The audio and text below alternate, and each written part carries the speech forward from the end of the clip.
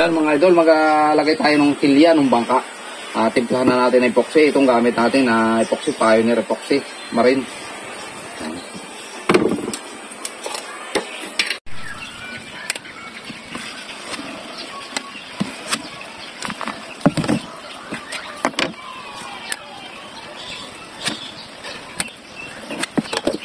Ito mga idol, ang ating nilalagay na pampalabnaw dito sa epoxy, itong pure acrylic thinner. Yan mga idol ang tatak ng aking ginagamit na pampalambot dito sa epoxy para hindi mahirap ipahid, para mas malambot.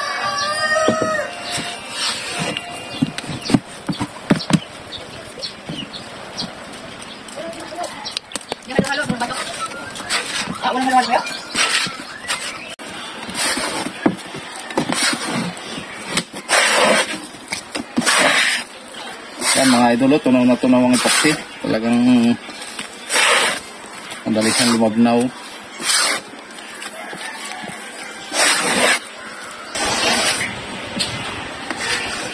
Yan, okay na mga idol. Pwede na natin i-apply ito doon sa ating kakabit na pilya. Malabnaw na. Yan, umpisahan natin mga idol itong pagkakabit itong pilya dito sa kasko.